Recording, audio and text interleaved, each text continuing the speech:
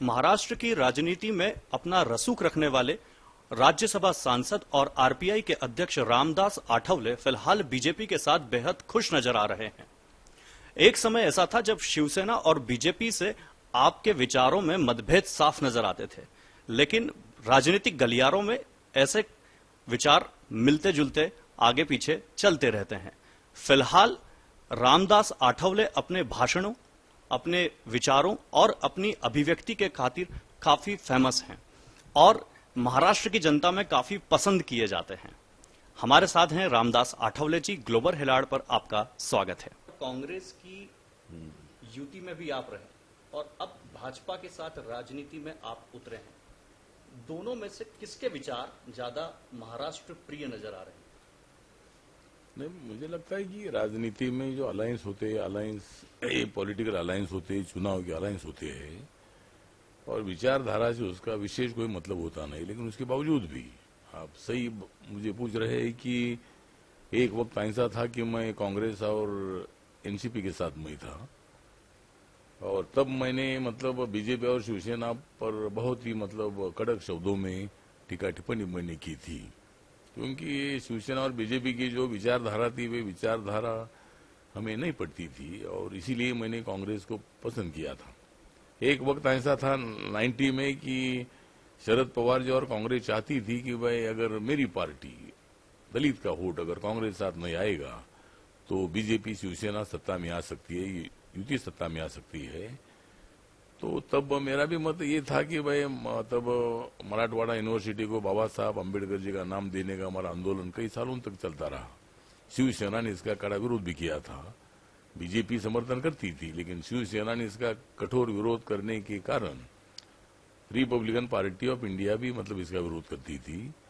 और मुझे लगता है कि आज जो आप बता रहे कि भाई मैं खुश नजर आ रहा हूँ, मैं तो हमेशा खुश रहता हूँ। मैं जिसके साथ रहता हूँ उनके साथ मैं खुश रहता हूँ, लेकिन मुझे साथ में लेकर वो खुश रहते कि नहीं मुझे मालूम नहीं है। आपको शिवसेना ने भी एक बार डिप्टी सीएम बनने के लिए कहा था और आपने उसका मजाक भी उड़ाया था। नहीं, मजाक नहीं उड़ाया था। जब शिवसेना, एक तो असलियत ऐसी है कि शिवसेना बीजेपी का तो मैंने जो पहले बोला उसी तरह मैं विरोध करता था, लेकिन 2011 में मैं बाला साहब ठाकरे जो बांद्रा में रहते, मातोश्री में रहते थे, तो वहां मैं उनको मिलने के लिए इसलिए गया था कि भाई राजनीति में अपने विचार अलग हो सकते हैं, लेकिन जिस तरह शरद पवार जी और बाला साहब ठाकरे का 36 का आंकड़ा रहता था, हमेशा चुनाव में एक दूसरे के खिलाफ वो बातें करते थे, लेकिन वो एक दूसरे को पसंद करते थे, एक दूसरे के मित्र थे। तो मैंने भी सोचा कि अगर शरद पवार जी बाला साहब के अच्छे मित्र है तो मैं काहे के लिए दुश्मन बनूं। तो मैंने भी सोचा कि भाई बाला साहब ठाकरे को उसके बर्थडे के अवसर पर उनको पुष्पगुच्छ देने के लिए जाते हैं। तो मुझे डेट याद है कि 23 जनवरी 2011 ये दिन था और बाला साहब ठाकरे जी का बर्थडे भी शायद हो चुका था, लेकिन मैं उनको उनके जन्म दिवस के अवसर पर मैं उनको बधाई देने के लिए गया था। तो बाला साहब ठाकरे जी बोले थे कि भाई शिव शक्ति के साथ जब तक भीम शक्ति आती नहीं तब तक हमें सत्ता मिलेगी नहीं, तब तक कांग्रेस सत्ता से बाहर जाएगी नहीं और कांग्रेस भी आपको यूज करती है, यूज एंड थ्रो करती है। तो इसीलिए मेरे प्रस्ताव का आप विचार करें। और मुझे बाबा साहब के बारे में बहुत बड़ा प्यार है। मेरे पिताजी प्रबोधनकार ठाकरे हमेशा बाबा साहब अम्बेडकर जी के आंदोलन के साथ रहे, उनके महाल 14 तालाब के सत्याग्रह का समर्थन करते रहे, कालाराम मंदिर के आंदोलन का समर्थन करते रहे। तो इसी तरह मतलब मेरे पिताजी बाबा साहब अम्बेडकर जी के बहुत बड़े मित्र थे। तो इसीलिए उन्होंने बोला कि मुझे बाबा साहब के बारे में कोई मतलब उनके बारे में बहुत बड़ा रिस्पेक्ट है।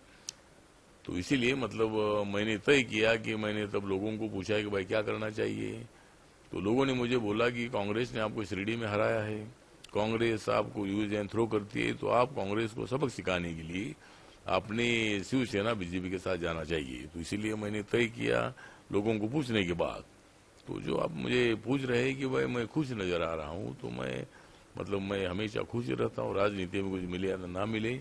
लेकिन मैं इतना बताना चाहता हूँ कि महाराष्ट्र की राजनीति में मेरी पार्टी जिसका समर्थन करती है वो सत्ता में आ जाते हैं। आज महाराष्ट्र के मुख्यमंत्री देवेंद्र फडणवीस जी बहुत बार अगर मैं और वो एक मंच में आते हैं तो जरूर मतलब लोगों के सामने बताते हैं कि आठवले जी जब कांग्रेस के साथ थे तब कांग्रेस को सत्ता मिलती थी, वो आज हमारे साथ आ गए तो हमको सत्ता मिली है। इसीलिए मतलब हमारा जो वोट है वो वोट बैलेंसिंग वोट है। महाराष्ट्र की राजनीति में आरपीआई की कितनी सीटें हैं? नहीं, आरपीआई की सीटें तो नहीं है, मतलब हमको बीजेपी ने मतलब 8 सीटें दी थी। जो आपने मुझे सवाल किया था कि उद्धव ठाकरे जी ने मुझे डिप्टी सीएम की ऑफर की थी जब शिवसेना बीजेपी का अलायंस टूटा विधानसभा में। लोकसभा में तो हम सब एक साथ थे, तो मुझे उद्धव जी के साथ मेरी बातचीत हुई थी और उद्धव जी ने मुझे बोला कि अगर आप शिवसेना का समर्थन करते तो आपको डिप्टी सीएम पद दिया जाएगा, अगर आप हमको समर्थन करते तो अगर आपको केंद्र में मंत्री पद चाहिए तो अनंत गीते जो कैबिनेट में मिनिस्टर रहे नरेंद्र मोदी जी के सरकार में, तो उनका मैं इस्तीफा भी लेता हूं और वो मंत्री पद भी आपको देने के लिए मैं तैयार हूं, तो आपने हमारे साथ आना चाहिए। लेकिन अभी हमारी पार्टी का प्रॉब्लम ये था कि मुझे राज्यसभा दे दी थी बीजेपी के कोटे से और केंद्र में बीजेपी की सरकार थी, तो कार्यकर्ता ने मुझे बोला कि शिवसेना के साथ जाना ठीक था, लेकिन अगर शिवसेना के साथ अपन जाएंगे तो बीजेपी पर अन्याय होगा ऐसा, तो इसीलिए हमने तय किया है कि अपन बीजेपी के साथ जाना चाहिए। बीजेपी के साथ जाने के बाद में दलितों के साथ न्याय हो रहा है? जहां वेगड़ा विदर्भ का जो नारा लग रहा था और आपने तो काफी साथ दिया है कि हाँ विदर्भ अलग होना चाहिए क्योंकि वहां पे दलितों के साथ अन्याय हो रहा है, तो अब जब राजनीति में आप बीजेपी के साथ आगे आ गए और बीजेपी भूल गई विदर्भ को अलग करने के लिए? भूली नहीं है, मतलब अभी जब वक्त आएगा तो बीजेपी करेगी, क्योंकि जब मैं अभी नागपुर में था, विदर्भ में मेरा दौरा हुआ अभी 4-5 दिन का, तब मैंने बीजेपी को सवाल किया है कि जब आपकी सरकार नहीं थी तब आपने बहुत बार वादा किया है विदर्भ की जनता को कि अगर केंद्र में और राज्य में अगर हमारी सरकार आएगी तो जरूर हम अलग विदर्भ करेंगे। तो इसीलिए मुझे लगता है कि स्लोली साइलेंटली आगे मतलब बीजेपी और एनडीए सरकार जरूर मतलब अलग विदर्भ का निर्णय ले सकते हैं, और इसके लिए मेरी पार्टी ने अभी 2 जुलाई को एक देशपांडे सभागृह नागपुर में एक स्वतंत्र विदर्भ राज्य के मांग को लेकर एक कॉन्फ्रेंस में मैंने रखी है, हमारी पार्टी ने आरपीआई ने रखी है, और मतलब उसमें हम आगे का प्रोग्राम तय करेंगे। तो इसीलिए जो आपने बताया कि विदर्भ को वो बीजेपी नहीं भूल सकती, उनकी जिम्मेदारी है कि अलग विदर्भ के राज्य को अलग दर्जा देने की मांग पूरी करनी चाहिए। वेगड़े विदर्भ को लेकर के आज जो आंदोलन हो रहे हैं आरपीआई उसमें उतरती है साथ में? अब तो आरपीआई उतरती है, आरपीआई ने आंदोलन भी इसके पहले किया है और अभी आंदोलन की रूपरेखा तैयार करने के लिए मैं लोगों से बात कर रहा हूं। अभी मैं 26 तारीख को जब मैं नागपुर में था तब कुछ विदर्भवादी नेता हमसे मिले भी है और उनके साथ मेरी बातचीत भी हुई है, और 2 जुलाई को जो मैंने अभी बोला कि सब नेताओं को मैं बुलाने वाला और आगे का आंदोलन का प्रोग्राम हम तय करेंगे। लेकिन रिपब्लिकन पार्टी की भूमिका ये है कि भाई स्वतंत्र विदर्भ राज्य होना चाहिए, क्योंकि महाराष्ट्र ने उनके ऊपर अन्याय किया है, उनका बैकलॉग काफी रह गया है और विदर्भ का डेवलपमेंट अगर करना है तो अलग विदर्भ होने के बाद ही विदर्भ का विकास हो जाएगा। राजनीति से इतर हम बात करें तो आपने छोटा राजन की गिरफ्तारी पे कहा कि उसने राष्ट्र विरोधी कुछ नहीं किया। नहीं, मतलब छोटा राजन हमारे तो समाज के है और मतलब वो क्रिमिनल है ये मैं जानता हूँ।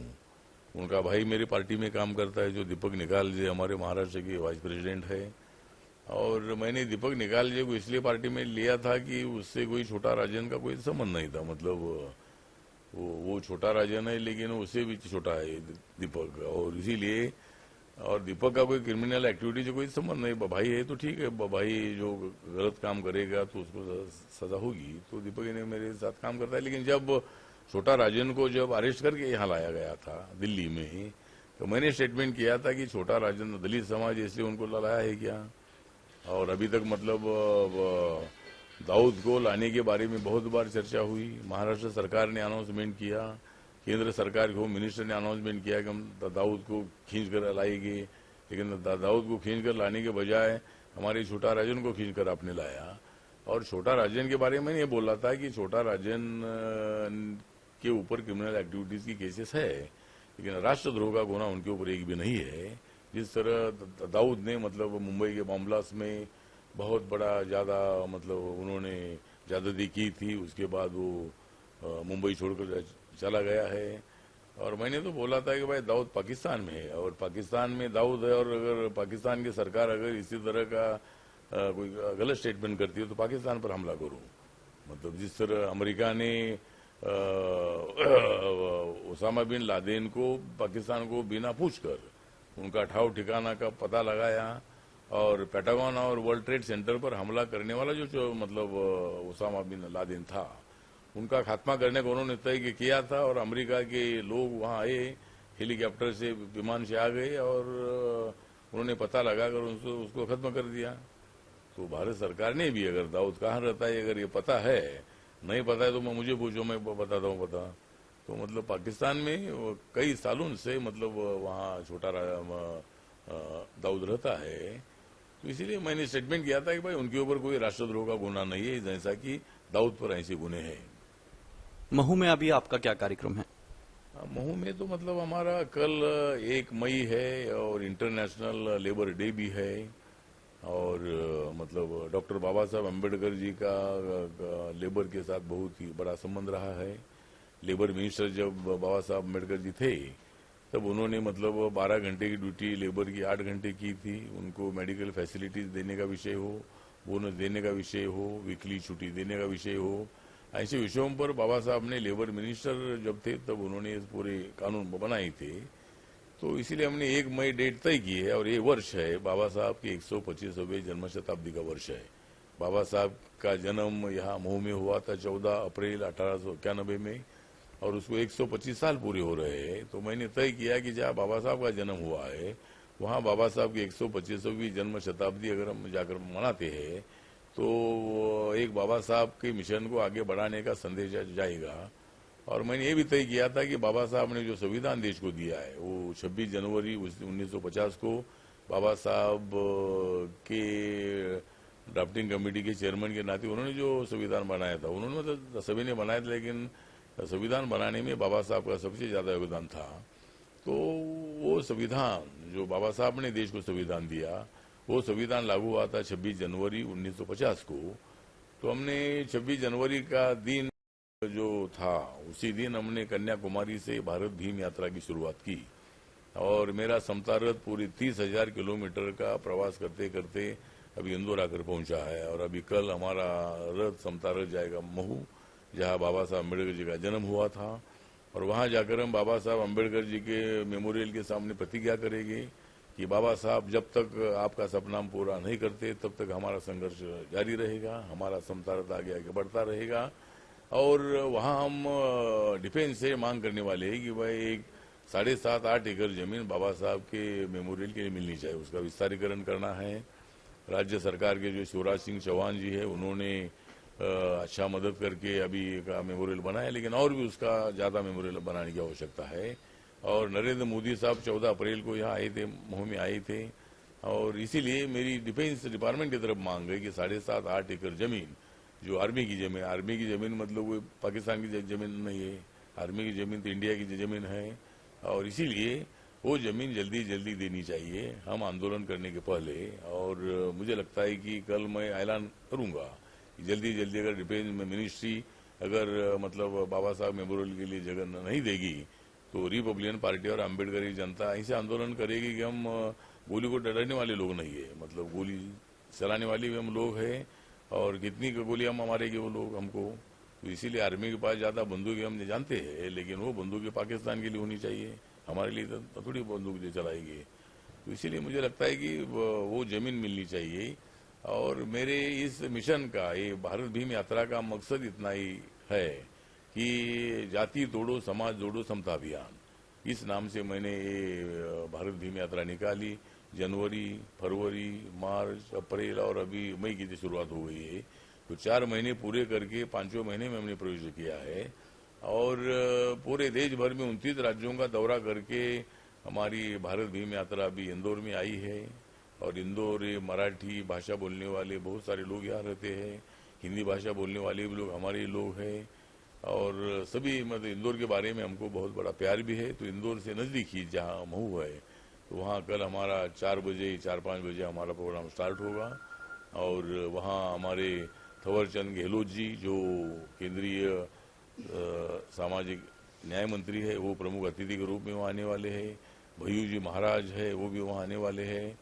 और हमने शिवराज सिंह चौहान और हमारे देवेंद्र फडणवीस जिनको भी इन्वाइट किया था, लेकिन शायद वो राजस्थान में वहाँ कोई और भी कोई प्रोग्राम है तो वो नहीं आ पा रहे हैं। लेकिन हम लोग मतलब जिस तरह हमारा प्रोग्राम पूरे ऑल इंडिया के हजारों की संख्या में लोग वहाँ आएंगे और कल हमारा प्रोग्राम समापन का प्रोग्राम वहाँ मऊ में होगा। अभी आपने भय्यू महाराज का नाम लिया। राष्ट्र संत होते हुए अब उन्होंने धारण किया है कि वो संन्यास लेंगे और फिर भी आपके कार्यक्रम में आ रहे हैं क्योंकि उन्होंने 15 दिन पहले आपको हरी झंडी दी थी। मतलब मुझे एक महीना पहले जो हमारी डेट 1-1.5 महीना पहले तय हुई थी और 1-1.5 महीना पहले मैंने उनसे बात किया था। और भय्यू जी महाराज का और हमारा संबंध बहुत नजदीक है, इसलिए कि उनका रचनात्मक काम होगा। महाराज नहीं है वो तो मतलब इंसान है और इंसान को इंसान बनाने का काम वो कर रहे हैं। उन्होंने बाबा साहब के संविधान को लेकर भी एक पूरे देश भर में रैली भी निकाली थी। तो संविधान का और उनका एक बहुत नजदीक का संबंध है। तो मैंने उनको रिक्वेस्ट किया था कि भाई आपने हमारे प्रोग्राम में उपस्थित रहना है। तो उन्होंने वादा किया था कि भाई बाबा साहब का ये प्रोग्राम है और मैं उसमें आऊंगा। तो शायद उन्होंने बाद में संन्यास की अनाउंसमेंट की, लेकिन अभी हमारे प्रोग्राम में उन्होंने आना है और मैं उनके सामने मांग करने वाला हूँ कि जिस तरह बाबा साहब का मेमोरियल वहाँ है, उसी तरह एक संविधान का मंदिर भी वहाँ होना चाहिए। और वो काम अगर हमारे भय्यू जी महाराज करते हैं तो बहुत अच्छी बात है। और ऐसे संविधान मंदिर जगह जगह पर अगर खड़े हो जाते हैं तो मुझे लगता है कि भाई सही भारत खड़ा हो जाएगा, सर्वधर्म समभाव का भारत खड़ा हो जाएगा। हिंदू हो, मुसलमान हो, बुद्धिस्ट हो, ईसाई हो या सिख हो, लिंगायत हो, जैन हो, पारसी हो, कोई भी धर्म के लोग आप हो सकते हैं, लेकिन आप भारतीय है। और ये संविधान भारतीयत्व की याद दिलाने वाला संविधान है, देश की एकता को मजबूत करने वाला बाबा साहब का संविधान है। और कुछ भी हो जाए, लेकिन जब तक ये बाबा साहब का संविधान है तब तक हमारे देश को बिल्कुल धोखा नहीं है, हमारे देश को टूटने का धोखा नहीं है। अगर अपने देश को तोड़ने का कोशिश करेंगे तो हम उनको तोड़ देंगे और देश की एकता के लिए हम खुद टूट जाएंगे, लेकिन हम देश को टूटने नहीं देंगे। बाबा साहब का संदेशा है। और बाबा साहब ने जाति व्यवस्था को जिस तरह खत्म करने के लिए बोला था, तो मैंने पूरे मेरे अभियान में मैंने लोगों के सामने सवाल रखा है कि अगर जाति व्यवस्था को अगर खत्म करना है तो इंटरकास्ट मैरिज को बढ़ावा देने की आवश्यकता है। और इसीलिए ये शिवराज सिंह चौहान जी की सरकार से मेरा अपील ये है कि बाबा साहब की 125वें जयंती के वर्ष में अगर आप ये प्रोग्राम अनाउंस करते हैं कि जिस जिले में ज्यादा इंटरकास्ट मैरिज हुए हैं उस जिले को 25 करोड़ का इनाम, जो लड़का लड़की शादी करेगी उनको 5 लाख की आर्थिक मदद और दोनों में से एक को सरकारी नौकरी।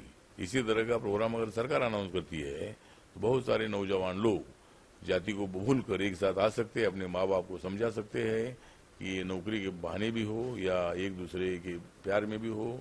ऐसे कई लड़का लड़कियां एक साथ आते हैं, शादी भी करते हैं।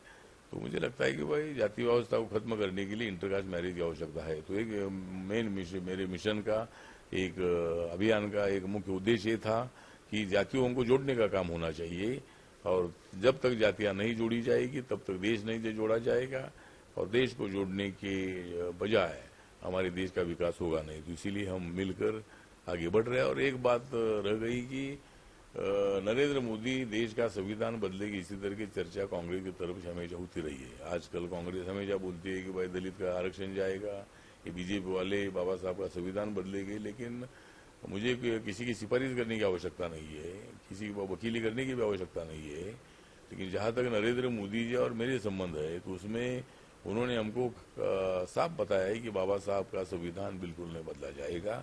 बाबा साहब अम्बेडकर जी का संविधान इतना मजबूत है कि उसको बदलने की क्या आवश्यकता है। और अगर बाबा साहब का संविधान ना होता तो ये नरेंद्र मोदी चाय बेचने वाला प्रधानमंत्री ना होता था। ये नरेंद्र मोदी बोल रहे हैं। दलितों का आरक्षण बिल्कुल नहीं जाएगा, ये नरेंद्र मोदी जी बोल रहे हैं। और कांग्रेस वाले बोल रहे हैं नहीं नहीं वो आरक्षण जाएगा। तो राजनीति कांग्रेस कर रही है, वोटों के लिए नरेंद्र मोदी नहीं राजनीति कर रहे हैं। और वोटों की बात नहीं है, वोट तो पहले भी नाम लेती थी बीजेपी, उतना वोट उनको मिलता नहीं था। अभी वोट मिले या ना मिले, लेकिन नरेंद्र मोदी ने हिंदू मिल के जगह पर 3600 करोड़ रुपए की कीमत की जमीन, जो मुंबई में दादर में एनटीसी की जमीन थी, वो जमीन बाबा साहब के मेमोरियल के लिए दी है। उसमें 500-600 रुपए करोड़ खर्चा करके वहाँ इसका मेमोरियल होने वाला है। और उसी तरह लंदन का बाबा साहब का घर हो, 26 नवंबर का कॉन्स्टिट्यूशन डे मनाने का मतलब निर्णय हो, या 2 दिन स्पेशल अधिवेशन लेने का विषय हो, ऐसे कई विषयों पर उन्होंने मतलब अच्छे निर्णय ले लिए हैं। तो मुझे लगता है कि संविधान कोई नहीं बदल सकते हैं, और जो संविधान बदलेंगे उनको बदलने की ताकत हमारे में है। जो दलितों का आरक्षण निकालने का काम करेंगे उनको सत्ता से बाहर निकालने का मैं वादा करता हूँ। तो ऐसा कोई होगा नहीं, और ऐसा अगर होगा तो जरूर रिपब्लिकन पार्टी और अम्बेडकरी जनता और दलित समाज जो संविधान को बदलने की कोशिश करेंगे उनको सत्ता से बाहर करने का काम जरूर हम लोग करेंगे। सर, ग्लोबल हेराल्ड से बात करने के लिए बहुत बहुत शुक्रिया। तो आप थे रामदास आठवले, जिन्होंने पूरे खुले विचारों के साथ अपना मत रखा, और उन्होंने बेबाक ढंग से ये भी बताया कि वो कांग्रेस छोड़ करके बीजेपी के पास क्यों गए और आखिर उनके खुश रहने का कारण क्या है। मैं हूं ग्लोबल हेराल्ड की तरफ से विहंग साथी।